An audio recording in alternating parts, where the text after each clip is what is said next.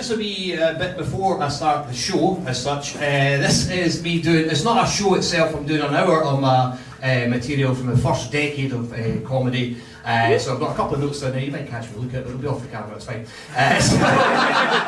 But just to say, I used to be a racist comedian, so he was very good at it as well. So, you might see me change the odd word here and there, but it'll be fine. So first thing, great to be here. Great to be here in my favourite comedy room. I run gigs throughout the year here. Last time I was here was on Thursday of this week. It didn't go as well. I don't think it was my fault. It was because I was distracted by an audience member. We had a very handsome person just sitting right here. Put me off. Handsome man. Couldn't cope with it. So look, I think we'll be okay today. I think we're going to be fine. Thank you for coming, sir. You saved the show. Yeah, so my name's Ross. I am a fat comedian. I am. Don't disagree. Stop it. I have lost a wee bit of weight recently, not that much obviously. I've lost enough weight that I could go down a clothes size. I went from an XL down to an XL that actually fits me now. No longer wearing a boob tube, you're very welcome.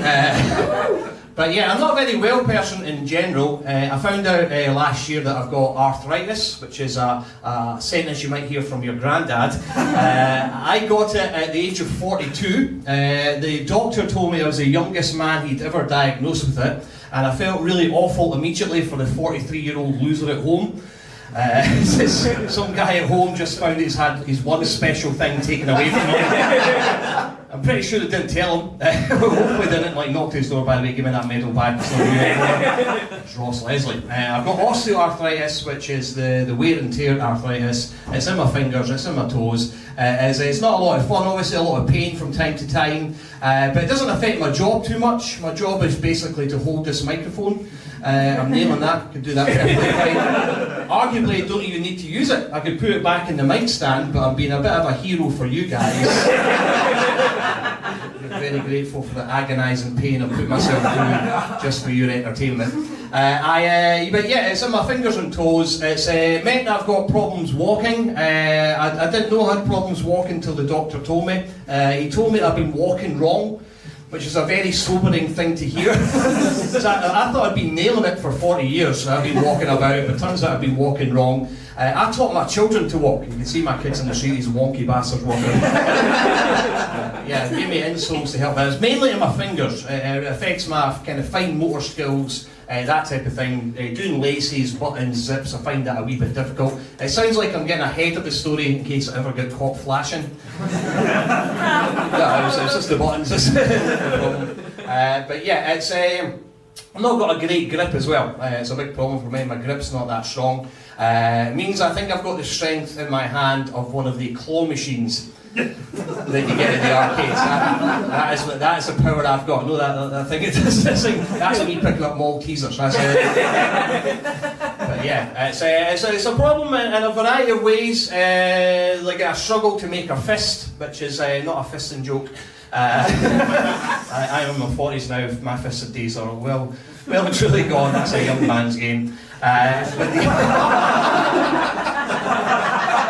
Anyways, but it does mean struggling to make a fist makes it very difficult to play rock, paper, scissors. I'm very good at I get my ass kicked off my kids. You go and paper again, Dad, you fucking idiot. But yeah, it's not a dirty show, so I'm not going to talk about fisting. But the one thing I did find out, and this is not something that the doctor told me when I got the diagnosis, this is what I've worked out by myself. Because of my issues with my hands, in both hands, my grip, the strength of my hands, I think I've probably only got about 6 wanks to go.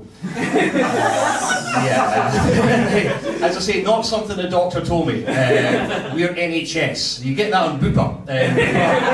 They will tell you exactly how many. And it wasn't part of the diagnosis. Like they brought my family in to tell me the sad news. Like you might want to be sitting down for this part of the news. I've got some awful news about your dad. And like, oh, please don't tell me it's that. He loves that. I think if I've only got 6 to go, I don't want to waste them. I want to save them up for special occasions. Yeah. So I think when my 6 to go, I'll have one for my 50th birthday, like a milestone birthday if I get to 50. Definitely one for that. If you ever get to meet John Cena, Yeah, fan of John Cena there. Ever won the People's Postcode Lottery? That probably be another one. If the BBC let me back on the telly, not on the telly, but when I get the email through. And 2, if anyone successfully shoots Trump. That's it. That's the 6 I've got. It was actually 7, but I was very sad when I got the news. Wait till I go home. But I got the diagnosis at a young age, and they were a bit kind of confused as to why I have it. So they're doing like blood tests to try and work. They thought it was an iron deficiency, so they did some blood tests, and I found out I got something else when I got the blood test results. So the very same day that I found out I've got osteoarthritis, I found out that I've got type 2 diabetes. Not a great day for me. No, you see people online saying, I've had the worst day ever, and all that's happened is they missed the bus. When they put almond milk in instead of oat milk, that was a bad day. This was an actual bad day. And it's a type 2 one, not the good one. It's a shit one. It's not the type 1 one. My brother's got the type 1 one. He can't do anything about it. He's got that for life. I did this to myself. This is all my work, baby. And I know how I've done it. I've done it by eating shit for 24 years. I have doubled in weight since I got married. Me and my wife met in the year 2000. I am now 9 stone heavier than when we first got together. I think she should be able to send me back. This is not the man she married. She's definitely entitled to some compensation or some sort of refund or something like that. And I know, because when you feel comfortable in a relationship, you tend to eat more, and that's what we've both done. We're just eating and eating. But I've got some kind of weird eating habits. One of them is, it was not really a habit, it's something that came from being grown up poor. I grew up quite poor. And my mum always said to me, finish your dinner. She said, there's starving people around the world, they can't have any food, so you should finish your plate. Doesn't really make sense logically, because you're taking away metaphorical food from somebody else, but it's your mum, you do as you're told. We're not poor, me and my wife and my kids, well the kids are poor, they've got no money, but they're broke actually, but me and my wife are okay, but I still finish the plate because I've been brought up by my mum. The other thing is, I don't know, like this always makes me look like a bit of a freak. Anytime I eat something in the world that's savoury, I have to have something sweet afterwards. Does anyone else do that? You do it, yeah. It's bad behaviour. Even if every time I have my dinner, I'll have to have even like a nice lolly or a biscuit or something after, just to kind of palate cleanse it a wee bit. If I went swimming in the sea and inhaled some seawater, I'd have to have a can of Coke afterwards. That's the kind of vibe that I've got. One of the warning signs, or the red flags I should say, when they were chatting to me about the potential diabetes diagnosis, they were asking me lots of questions about my lifestyle, and the doctor asked me a question which, when I gave him the answer, prompted a response of, oof. I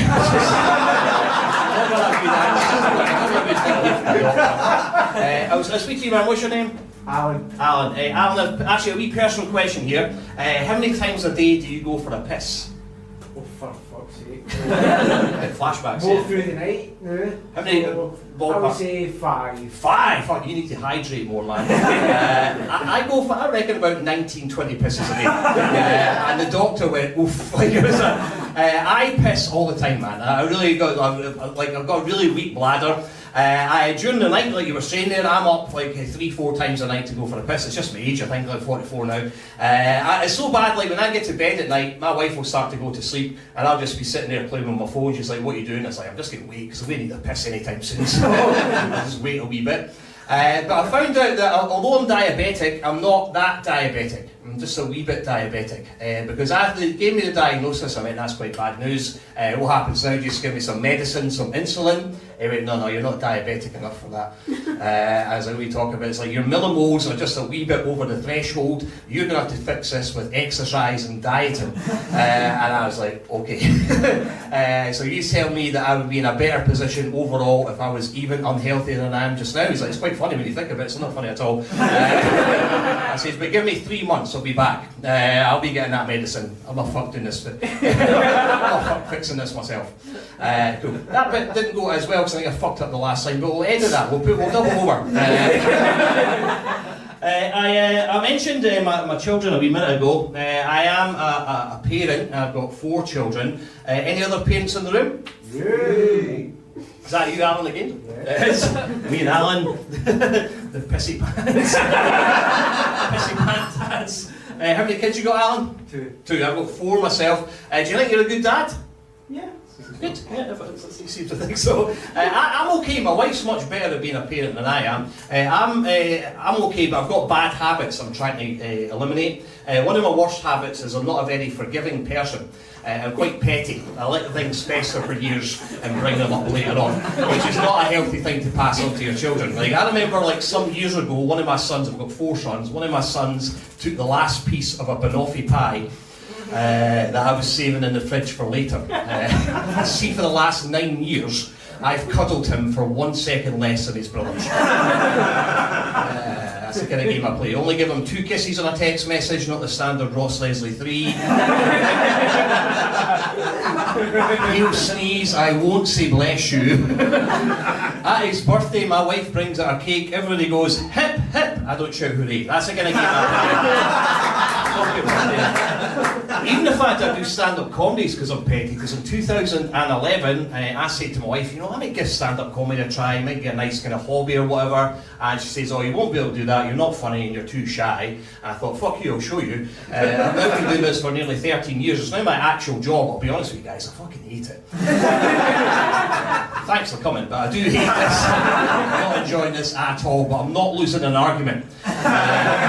No fucking way. But it's good, my kids are great, they're 4 really good boys. I'm lucky to have them, but they're also lucky to have me, because their dad is a professional comedian. You had to pay money to come and see me tonight. They don't, they get it all for free, on the house. But it's kind of ruined things for them. It's ruined other people telling my kids jokes, because other people tell my kids jokes like, what the fuck was that? Was that a pun? I'm getting steak at home, don't need that shit, Uncle Ryan. But I remember about 2-3 years ago, I went to parents' night for one of my kids. He's in high school, he was his English teacher. Me, him, my wife, and the English teacher were a nice chat. He's got a good relation, or had a good relationship with his teacher, so we're having a nice bit of banter at the table and all that sort of thing. And then the English teacher, out of nowhere, told a joke right in front of me. I was like, what the fuck are you doing? This is my game. This is my territory. I think you know what I do, because I made him do a talk at school about me. He was wanting to do John Cena. I was like, no, your actual hero's me, you do a talk about me. So she knows I'm a comedian. I was like, what the fuck's going on here? Like, stay in your lane. You don't see me try to educate him.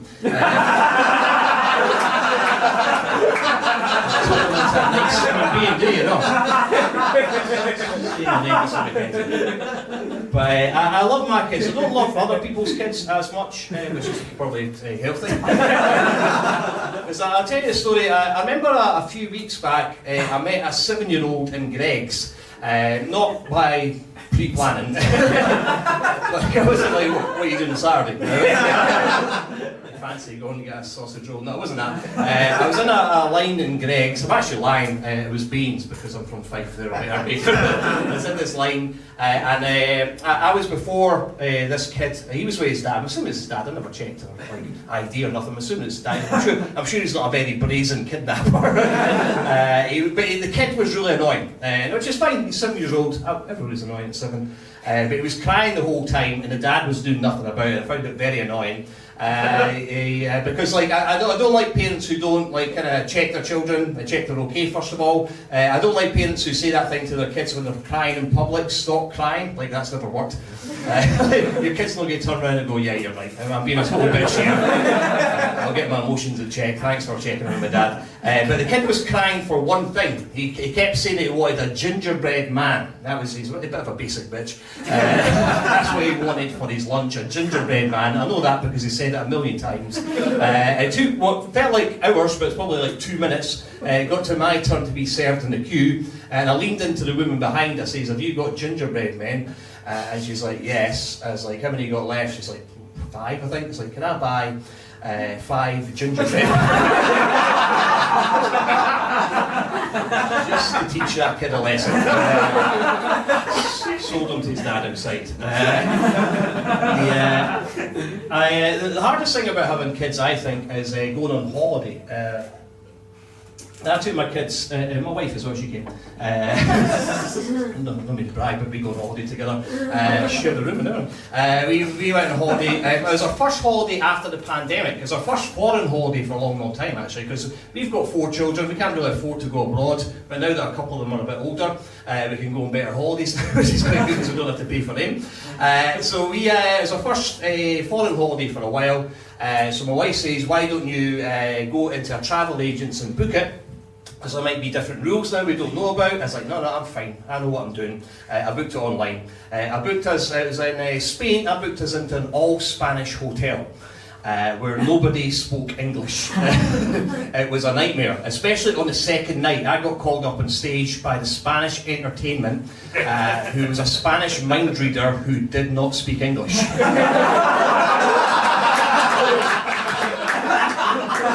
I was like, mate, this is going nowhere.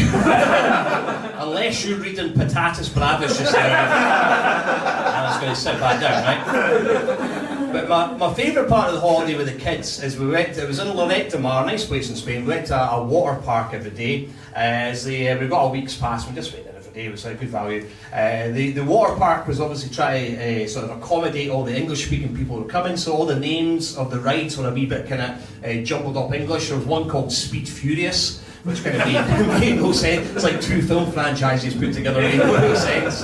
There was one called Kitty Island, we didn't go there. They were keeping a manifesto and stuff like that, no, we're not getting involved in that.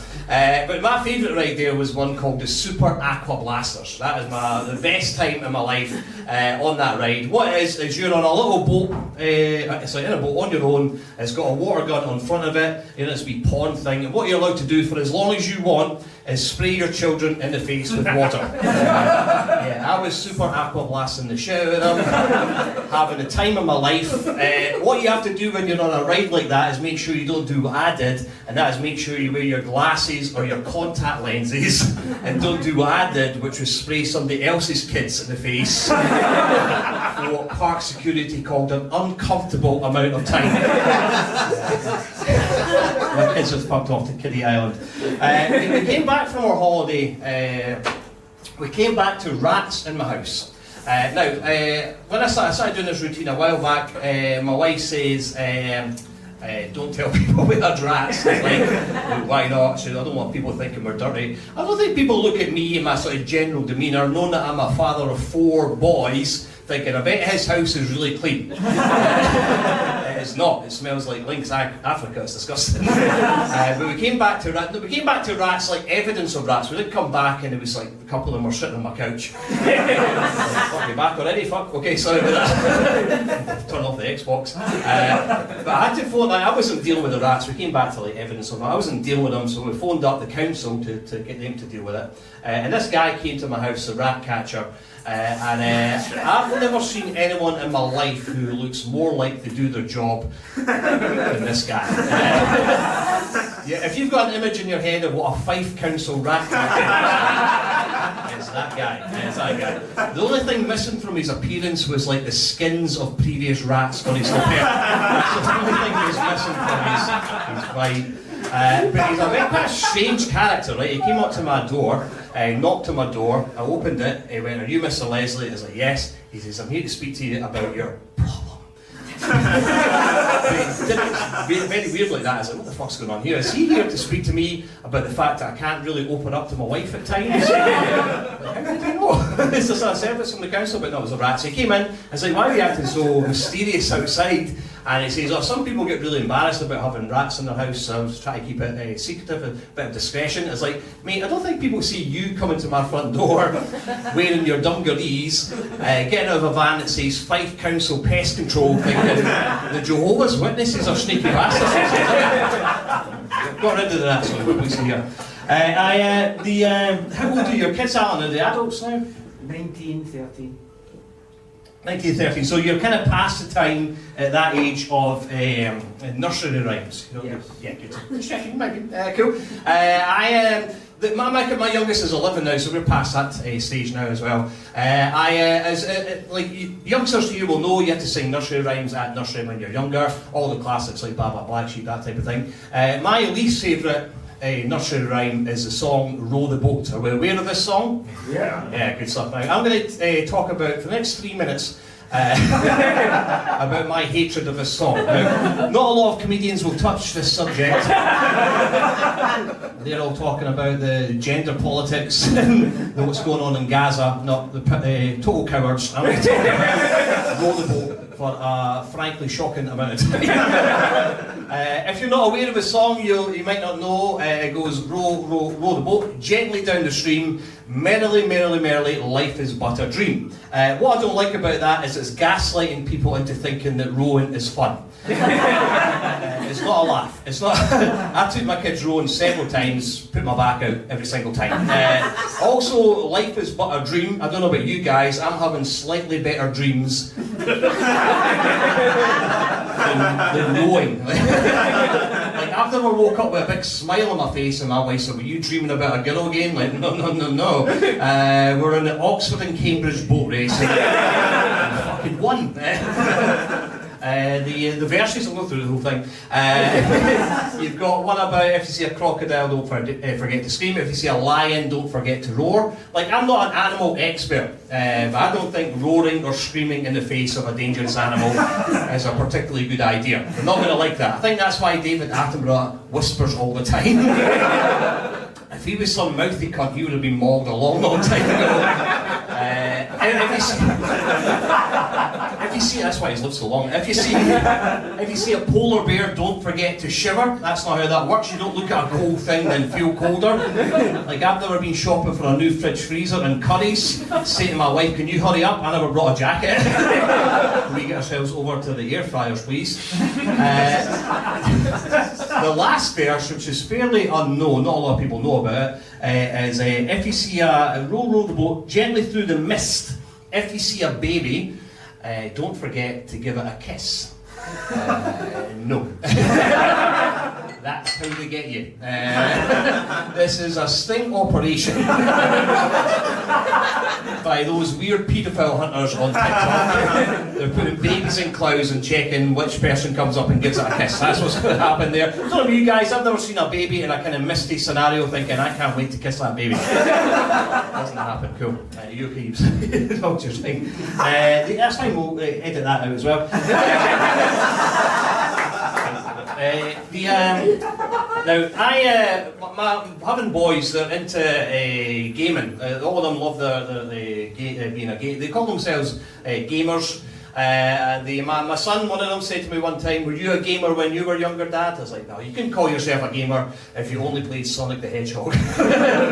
All you did there was basically run fast as fuck from left to right and try and not get epilepsy. That's all you did. You couldn't really call yourself a gamer. But they play video games all the time. I seen my son playing a game recently, and I looked at it, I thought, that looks like a lot of fun.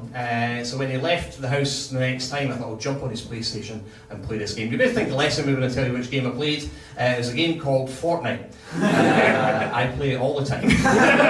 It's my favourite game. If you're not aware of what it is, because you're not 13 years old, it is a little game. It's a kind of shoot 'em up kind of game. You work in squads of wee guys, you speak to each other online, you take on other wee squads of guys. There's no real blood or gore in it. It's a great laugh. I love it. I'm not very good at it, even though I play it regularly. I'm not very good at it. For a while there, I was doing pretty well when I was playing it during the day. I thought, yeah, I'm getting quite good at this, I'm quite happy with that. And then at night I would play it and get beat playing against other loser dads who were working from home during the day. But my son, it's on his account I was playing, and he has proper hobbies. He goes to play basketball sometimes. Whenever he leaves the house, I go upstairs, go on his console, and play with his friends. But they don't know it's me. They think it's him, but it's 100% me. I had to stop doing that after a while because he was getting bullied at school for being shite at Fortnite. He said, you made us lose the game, fuckface. So I had to create a new email address and a new account on Fortnite to interact with children online. Never felt more like a nonce in my whole life. I mentioned online. Is anyone here still on what's called X? Anyone on X or Twitter, whatever you want to call it now? You still on it? Go. I left it last year because I'm not a big fan of Nazis and stuff. But I got in trouble on Twitter a couple of years ago. I made a joke on Twitter that got me in big trouble from the cycling community of the United Kingdom. I made I'll be honest with you, a brilliant joke. What's happened, right? So it's in every kind of every heterosexual relationship. It's the man's job, I think, certainly in our relationship, a couple of days after Christmas to go to do the sort of tip run. You're taking away all the Christmas wrapping paper, any unwanted things or whatever, any food that's not been used or whatever. So I did that 2 days after Christmas a couple of years ago. When I got to the tip, there's a big massive line of cars there, so I took a picture of that line of cars, sent it to my wife on WhatsApp. I said, I might be a wee bit delayed here, you just go and have your lunch without me, I'll catch up with you later on. A few days passed and I thought, I've got a good idea for a joke using that picture. So I put the picture on Twitter with the caption, massive queue at the tip, everybody's getting rid of their shit Christmas presents, me, I'm getting rid of the cyclists I hit with my car. As I told you, brilliant joke, no notes required. People did not like that. I got 10 days of abuse from as I say, the cycling community of Great Britain. It all started because of one particular cyclist, a guy called Cycling Mikey. Has anyone heard of this guy? Yeah, he's a piece of shit. If you don't know who he is, he's a cyclist called Mikey. He has a GoPro on his helmet and he has no life. He takes footage of people perhaps sitting in traffic lights playing with their phones, uploads that footage to YouTube, sends it to the police, people get in trouble for it. He's a professional gas, a proper snake. He found this, he must have done a search set up for cyclist comments or whatever, found this, retweeted it, quote tweeted it even, to all his followers, and there was a big pile-on happened for 10 days, and it was brilliant. I loved it so much, because it was happening at that horrible time just after Christmas when nothing's going on.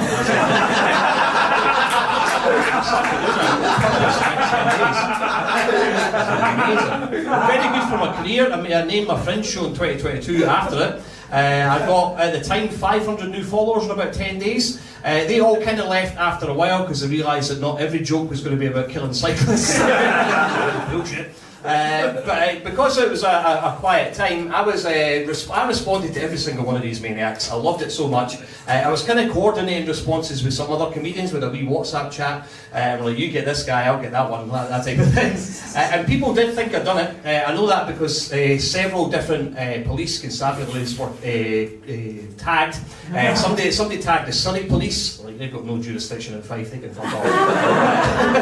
I know people did think it happened because I've got a friend who's a better comedian, he's more famous than Mark Nelson. He got a direct message from one of his fans to say he would never buy a ticket to one of his shows again. He's like, why the fuck not? He says, because you're on here defending your friend who murdered the cyclist. An adult man said that, unbelievable. And it was, now I cycle myself, cycling is dangerous, so no doubt about that, absolutely. Even if you didn't cycle, you would know it's dangerous just by looking at it. You're on a bike with not much protection apart from a helmet, up against big like 10-ton trucks and stuff like that. In many ways you could say it's not a good idea. In the same way it's not a good idea to enter the TV show Robot Wars and think, you know what, I can't be fucked building a robot. I'm just going to put my nephew on a skateboard and see how he gets on in the kill zone. But 2 years, even up to 2 years after, I was getting like tagged in tweets and people were tagging me on tweets saying like, if a cyclist got hit, is this the kind of thing you like, Ross? That sort of thing. The biggest problem in this whole thing was getting cancelled for 10 days was the biggest victim is me. because I now can't hit a cyclist with my car. I wasn't going in the first place, but now I'm on record as having done it already. If I do it now, nobody's going to believe it's an accident. So I have to be safe now, it's bullshit. But people were saying there are certain things, like they were saying it's offensive to cyclists and stuff like that. They're kind of acting as if cyclists were like a protected community. It's a lifestyle choice, it's a hobby, it's your exercise thing that you do. But every joke can be offensive, like even like the old classic pull my finger and then you do that fart that your uncle makes you do. That's offensive to people with no sense of smell. They can't appreciate that joke. I shouldn't have done that bit. That was a bit that never works, and I thought maybe it'll work in a very comforting environment, a home gig where I perform every week, but no, it just doesn't work. But people are saying that I was inspiring, advocating for violence against cyclists because of my words, but that's not how these things work. Like, there's no increase, I don't think anyway, in arson attacks after Prodigy released Firestarter. Nobody's inspired by that. But the most insane response I got ever was from a person, I'm not making this up, I've got screenshots to prove it if you want me to show you, somebody said to me, great joke about killing cyclists, would I make the same joke if you change the word cyclist to Jew? Yeah. Somebody said that, and I was like, no. Absolutely not. I like having a career for a start. I'm a bit of a Scottish historian. I'm not a world historian. I don't know what World War II was about, but I'm pretty sure it was not to do with that. I don't think the Nazis were rounding up cyclists and putting them on trains. It's quite hard to get a bike on a train apart from anything. You change the word in any sentence, it becomes a different sentence. That's how words work. That's why I've got a dictionary full on all means slightly different things. Yeah. For example, if I say to you, when I get home tonight, I might have sex with my wife, you think that's too much information, but perfectly legal. If you change that word wife to cat, it becomes a very different sentence, doesn't it? Yeah. I got involved in a car accident. Not recently. This is not why I look like this. I can see. So we start that again. So we'll cut around and be drinking the water not very gracefully. So I got in a car accident recently, and it's got a happy ending. Don't worry, nobody died. And then the man died. But the worst thing about this car accident, I was driving home from a gig in Glasgow. The worst thing about this car accident, I think, was the fact that I was hungry at the same time. Because I can't multitask at the best of times, and I was very hungry. What had happened, as I left the gig in Glasgow, I was very hungry, so I went to a local Chinese takeaway, bought the food, brought it back to the car, put it on my front seat, and I was getting ready to drive home. I put a seatbelt on it. I put a seatbelt on my food. Not because I wanted to, because I had to. I bought so much food, the car thought there was a person sitting there. And the seatbelt notification wouldn't shut the fuck up, so I put it on there. I was just driving home, looking forward to eating the food and all that. And as I was driving home, it was quite a rainy night, I seen a car in front of me flip over onto its roof. And I was like, oh fuck, it's quite terrifying. I was getting ready to pull over because I thought I might have to help somebody here. I was thinking, poor bastard, what's going on here? And as I was thinking that, a wheel from his car flew off and fucked my car. And I went from thinking, oh, this poor bastard, to this bastard has fucked my car. And he had, at the time, I had to get a courtesy car for a wee while, which was a quite sweet deal, and honestly, because it was a newer version of my old shitty car. I was quite happy about that. The worst damage though wasn't what the wheel did to the front of the car, it was the damage inside the car. That seatbelt did nothing. There was Chinese food everywhere, noodles, rice, water chestnuts, no problem with that, nobody likes water chestnuts. Nobody gets a Chinese, like, can you put some extra water chestnuts in there for me? All on the floor, I was looking at all the food on the kind of footwell bit, looking down at it thinking, is it a 2-second rule? Is it a 2-minute rule? What has actually touched the carpet? Because going through that, because I knew I was going to have to jump out the car and go and see what if I could help this guy. So I pulled in at the hard shoulder and started running down towards this car. As I was running down, I started thinking, is this a good idea? Because I'm not a very sort of strong person in high stress situations. Also, I'm very squeamish. I kind of faint at the sight of blood. I have done it several times in my life. I thought it would be a good idea if I ran down, seen this guy covered in blood, fainted, and ended up on the floor beside him. The paramedics come, like, start reviving him, like, who's your pal? I was like, I've no fucking idea. I was like, no, I'm the hero. But I got down there, and by miracle, the guy was already climbing out of his car, proper superhero, climbing out of his car. I kind of helped him up last week, just so I've got a big story to tell. But I didn't react very well in this situation, right? Because I should have been able to help this person, but as I say, I do panic in situations like this. And what I say next to a man who just climbed out of an upside down car with 3 wheels on it that was a wee bit on fire, the first thing I say to him, I say, mate, do you want me to call somebody for you? I don't know what I thought I expected him to say. Yeah, could you call me a taxi? I obviously phoned 999, explained what happened. The police came out and assessed the situation. They took my statement. I was in the back of the police car. He was asking me questions. I explained what happened. I was driving there. I didn't mention the food. I thought it was too soon. And I said, the wheel came off, hit my car. He's like, do you know where the wheel went now? I think it's still kind of lodged under my car. He's like, we've been looking everywhere for that. I was like, no, you've not. That's not what everywhere means. Like, there's 2 cars involved in this accident. Check both of them. He then asked me, he was obviously trying to establish what exactly had happened. Maybe I'd played a part in the accident happening. He was asking me about my driving that night, asking if I'd been driving safely and carefully and whatnot. He said to me, were you driving to the speed limit? Were you adhering to the average speed cameras? And I thought this was a good time to try a joke that I've thought about before. Because I said to him, look, well, I wasn't really worried about the average speed cameras, if they were good speed cameras. That joke was so bad he breathalyzed me. That's so bad that joke is. Anyone been breathalyzed for a shit joke?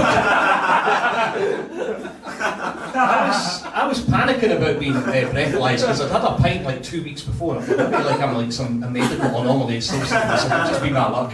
I failed. I didn't fail the breath, but I was not able to do it.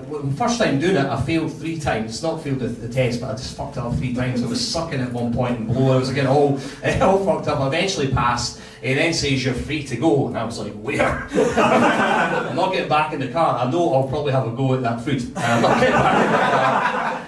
So eventually I got home. My wife came and picked me up and stuff like that. I got home. The best thing that came out of it was the fact I got a courtesy car for a whole month.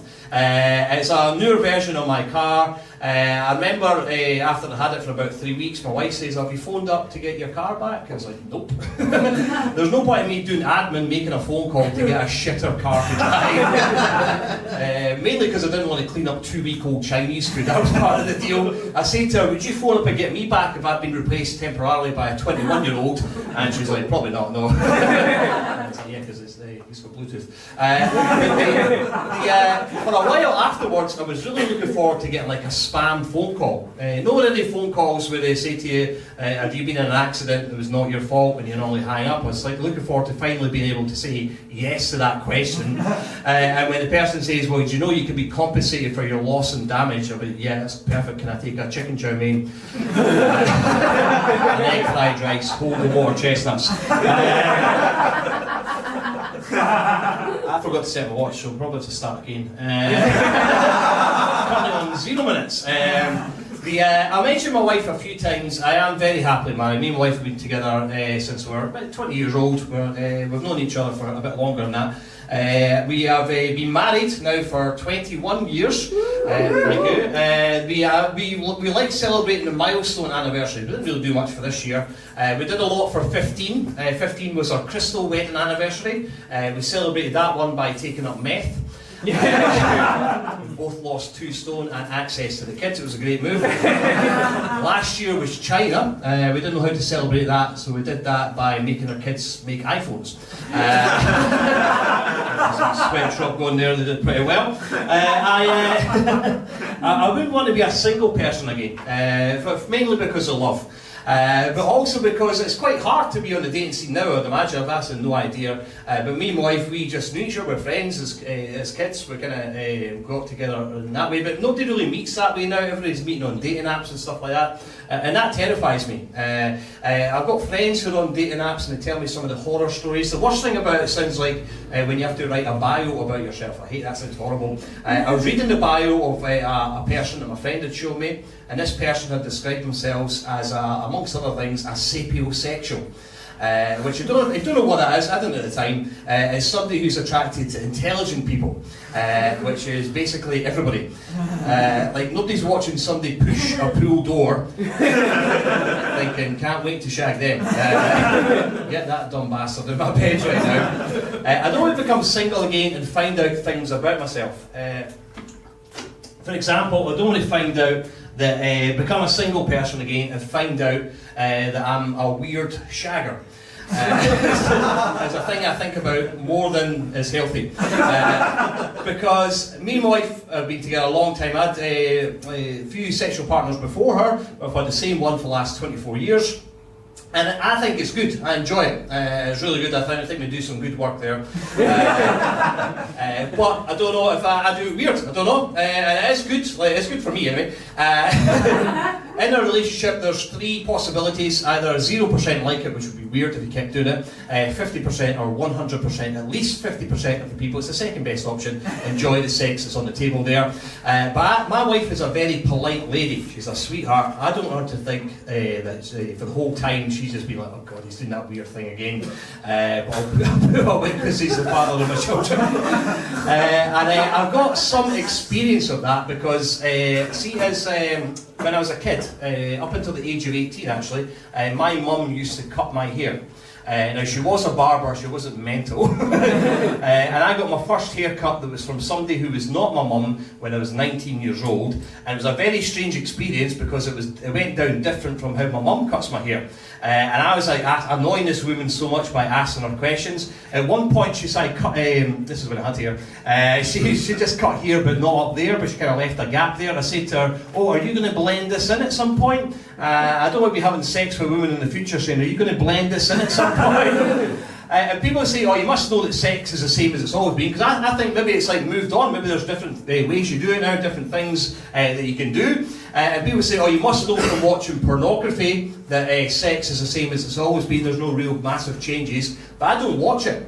Nobody believes me when I tell them I've never watched it in my life. It annoys my friends because they don't believe me, but I never have. But people say, oh, why don't you watch it with your wife? It might get you in the mood for doing certain things. But I don't need to watch a thing to get me in the mood to do that thing. I've never had to watch a video of somebody making my favourite food for me to enjoy that food. Like, mainly because there's no videos on YouTube of people making chips and cheese. It's a very niche category on YouTube.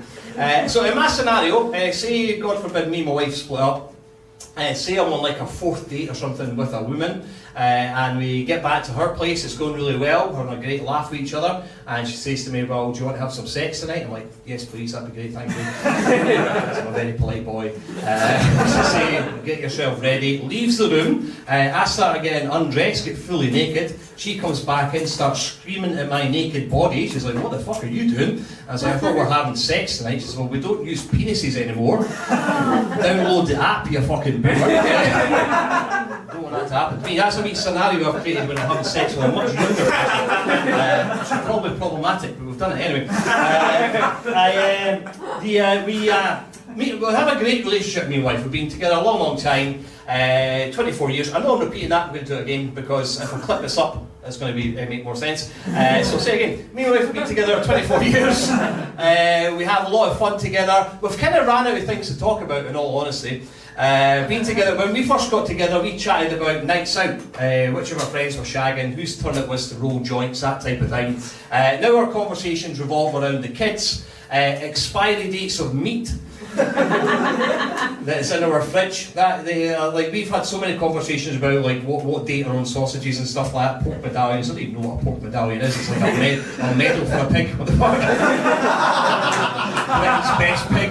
cool, okay. We have that, the phone chargers, which becomes quite competitive when we get to bed at night. We're too stupid to bring 2 chargers up to the bedroom, so we get to bed at night and we're kind of like, well, who's using the charger? She's like, well, I'm on 12%, well, I'm 11%, so go fuck yourself. Go fuck yourself, woman I promise to love and cherish. The other thing we talk about, who's the most ill out of the two of us. It's just a race to the bottom to try and work out who is doing the school run and the other shitty chores that we have to do. But we went on I hate saying the word, or the term date night, but her and I went out to a restaurant. And we're sitting at a table, just the two of us. We'd had our food, had a couple of drinks inside us, and we kind of ran out of things to talk about. We're just sitting there, each playing with our phones. She was on her phone. I think she was trying to drain the battery down to get as low as possible. She was on YouTube. She had about 50 tabs open on Chrome. She had the torch on. It was a well-lit bar. She tried to drain that down. So I thought I'll go. Well, I needed to pee, so I went to the toilet. I thought maybe there'll be inspiration in the toilet. I can find something to talk about. Come back, speak to my wife about. Went to the toilet and found this thing here up on the wall. Now it is the Ask for Angela thing. Probably all heard of it.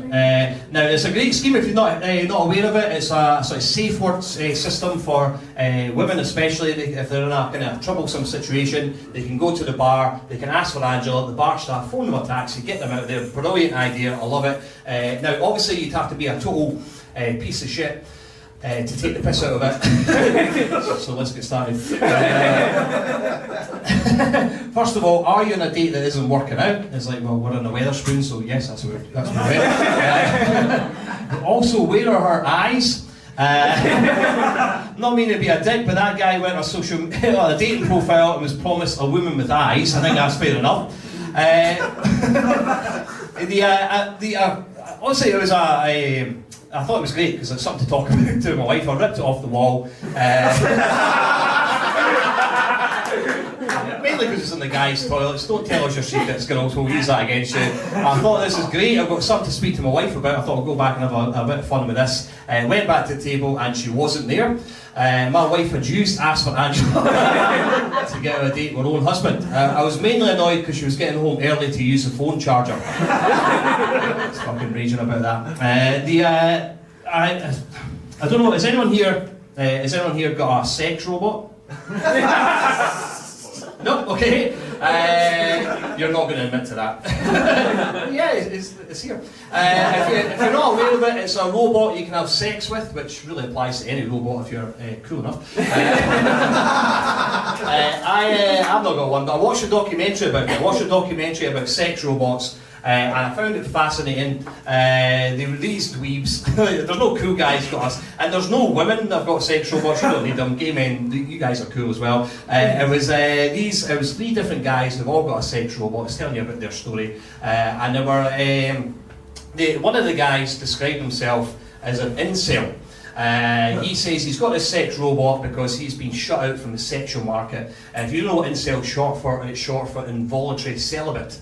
What I don't like about that term is it's just a term we don't need now. When I was younger, we called these men ugly bastards. They were ugly bastards all the way through school. Nobody spoke to them, nobody kissed them. They left school, worked in CEX. That's it. That was their career trajectory. Apologies if anyone works here in CEX. The robot, they've all got like names. They've given the robots names. It's all names that they couldn't get in real life. Like there was Imogen's, Annabelle's, Anastasia's, all these sexy names they couldn't get. They cost quite a lot of money, £12,000, which I'm hoping is a brand new one. Yeah, you don't want to get stiffed on a second-hand sex robot. I don't know how you would sell that on Gumtree or eBay. Like, put that up for sale, full service history, 12,000 miles on the clock, one careful previous owner, that type of thing. Like, oh, buy it. I'm sure the last guy just held hands with his one. I'm sure. I'm sure it's fine. I wouldn't get it though, because it's just another thing to be charged in the house. Like I don't want to get one in the future. Like I've split with my wife, the whole dating thing's not going well. I've decided to get a sex robot, and I can't say to my kids, look guys, you're not going to play the Xbox tonight because Daddy's had a few beers and wants to boot up Villanelle. I I can't get a villanelle. Cool. Yeah, I feel like I'm running out of steam, but I've got 2 more bits and then we're going to fuck off. So I mentioned earlier about losing weight. I have lost a bit of weight. I feel like I feel quite confident in my looks as a 44-year-old man. I've been balding for a while, just started shaving my head and stuff like that. I cutting my beard a wee bit as well. I've got the earring now. Start taking a bit of better care with my appearance. So I feel like I'm quite confident to say that I feel like I'm better looking these days. But I'm trying my best not to get too good looking. Is my thing just now. I know you're all probably thinking you're fine. More. In fact, you probably went too far the other way. You need to start clawing some of that back. Because I don't want to get too good looking for my wife. Because I love her so much. I don't want to get too good looking for her. Because we all know somebody in your life, or maybe somebody at your work, or you watch a true crime documentary about a man who starts working out, starts taking care of himself, and all of a sudden in his head has become too good looking for his wife, and then is forced to leave her or murder her. And call me a soppy old dramatic, I don't want to murder my wife. I really don't. Now, when we first got together, we were, I think, I was a 6 out of 10. And she was an 8 out of 10. That's a very safe differential for a heterosexual couple. The man should always be 2 out of 10 less better looking than women. It looks like there's some couples in here, you guys have nailed that as well. Congratulations, you're going to be fine. I think because of my hard work, I think I'm maybe a 6.5 now. I don't get any better looking than that, for sure. And this is me at my peak. 6.5 is best I'll go, because I'm 44 now. I don't think it's better looking at 44 without a lot of money. I don't have money. Also, my hair's never coming back. I've got fucked up teeth. And I don't have the money to go to Turkey to sort these things out. So I'm going to stay at 6.5 as a maximum forever. But I don't want to get any better looking. I don't want to get better looking and become a 7 out of 10 anyway. I'm not, because if I become a 7 out of 10, then I'll be forced to go out with a 9 out of 10. And I'm not going to split up my family, give my kids 2 Christmas dinners for a 9 out of 10. So if you've got a 9 out of 10 in this room, please don't approach me after the show. Absolutely not. If you're a 10 out of 10, I think I've got about 6 or 7 minutes to go. We'll see you very, very soon. I mentioned true crime documentaries. Any fans of true crime? Yeah, I fucking love it. I love the misery. I don't like the sexy ones on Netflix. The ones like the Dahmer ones, the Menendez ones. I don't like them. I like the proper scummy ones you see on. Excuse me, Jesus Christ!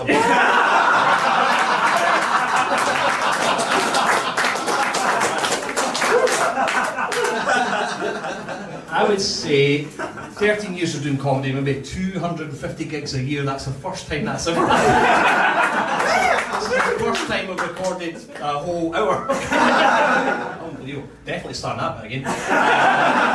That's going to be in the blooper reel. I just can't believe that's brilliant. Not to mention that again. If I see something on the Scottish Comedy Forum about Ross Leslie burping into a microphone, people will die. So, anyone like true crime?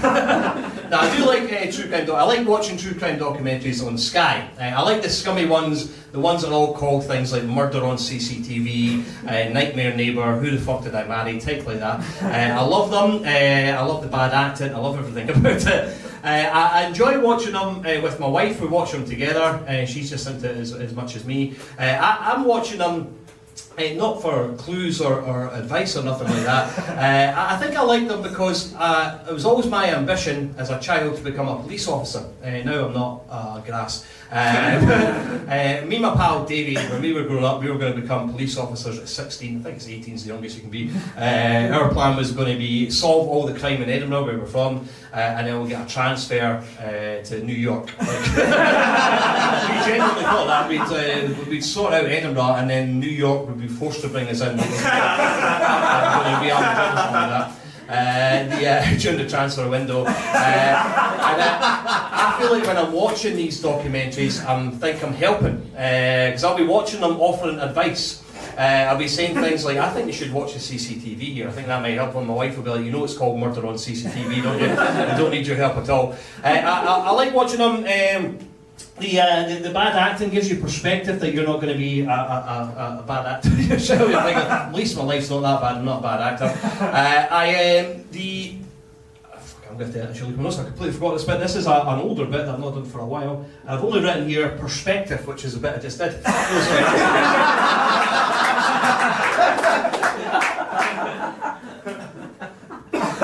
I might try a burp again. You seem to like that, don't you? That could be my thing.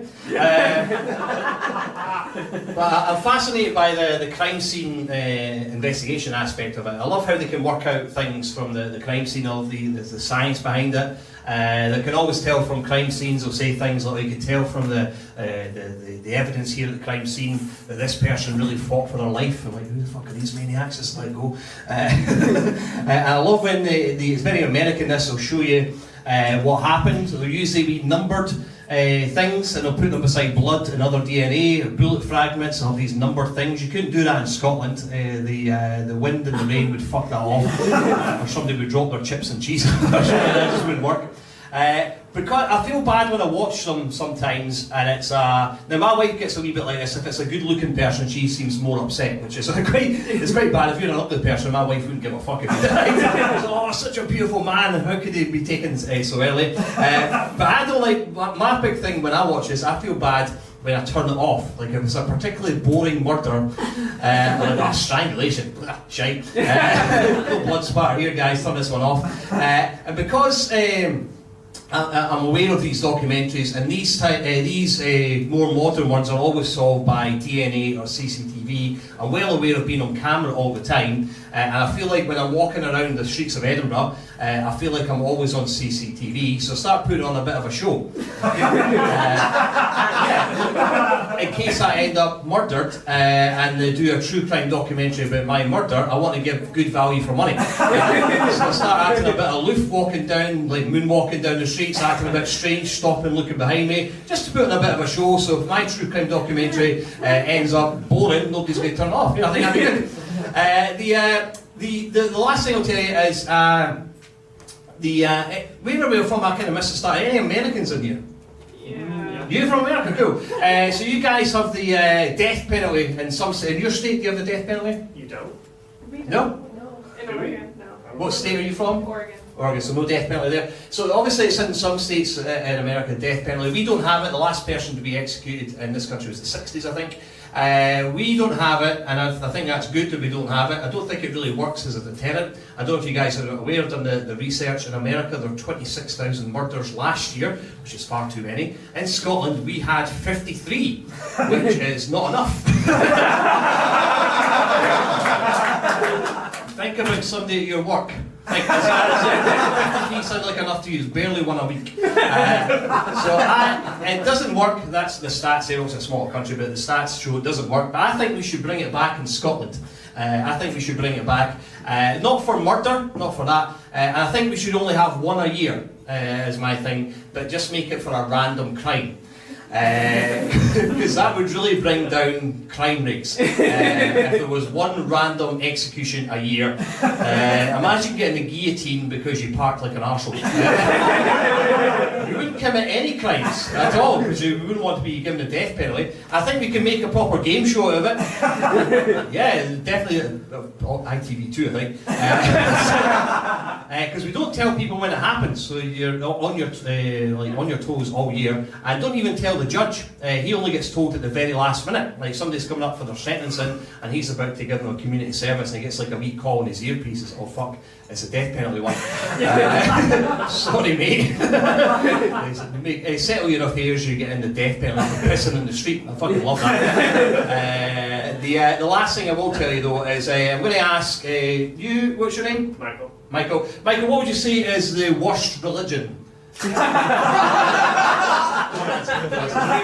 A wee bit of fun for me, it's Scientology. But my favourite religion, only because of one particular thing about the religion, is the Catholicism.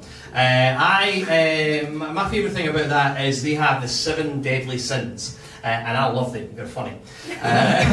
You know the deal, if you commit a deadly sin, you end up spending eternity in hell. That's the kind of thing you sign up for if you're of the Catholic faith. What I like about the deadly sins is they're all very different. Some of them are a lot worse than the others. If you don't know what they are, you have greed, wrath, envy, pride, sloth, lust and gluttony. The first two, I think, are definite they spend eternity in hell kind of deals. Wrath, if you were to go home, somebody to spill your drink on the way out, you follow that person home, murdered the whole family, you deserve to go to hell. That's fair enough. That is wrath incarnate. Greed, if you're an Airbnb landlord. Yeah, no arguments there. But the other ones are not as bad, like envy. Say your friend got a new kitchen island. And you've been desperate for a kitchen island, but they got it first. You don't deserve to go to hell for that, I don't think. Pride as well, lots of good looking people in here. I don't think you should be going to hell for that. The three that I commit all the time are the last three: sloth, lust and gluttony. Sloth, for example, I think I am 59 minutes into my shift for today. I'm knackered. I'm raging about it. In fact, I think I went over time, and I'm really annoyed by that. But I don't think I should go to hell for being in beside Hitler and stuff like that. I don't think that's appropriate. Lust is a very grey area because you can lust after different things. I lust for my wife. She's beautiful. I think about her all the time in that way. That's a very different lust from what's going on Epstein Island. Very different lust. Gluttony, that's the one. That's why I'm in this position, because I'm a very gluttonous person. I commit gluttony all the time. The last thing I'll tell you is a few months back, I was in the house having some drinks. My wife had gone to bed, and I got a bit peckish. Instead of going through the kitchen and using the cupboards full of food there, I thought I'll go on my phone, I'll go on Deliveroo, and I'll get myself some food delivered to the house. I ordered my favourite food in the world, which is a calzone. If you don't know what a calzone is, get involved. It's fucking amazing. It's like two pizzas. It's quite sexy in a way. It kind of comes together, you open up, beautiful. I ordered a calzone, waited for about half an hour. The guy came to the door, I took the bag, went to the kitchen, unwrapped it, inside 2 calzones. And because I've been raised right by my mum, I ate both. Thank you very much. I was mostly pleased, but I thought that was at least half a millimole on my way to getting diabetes medication, and I've now only got 5 wanks to go. That is the end of my show, guys. You've been lovely. Thank you very much.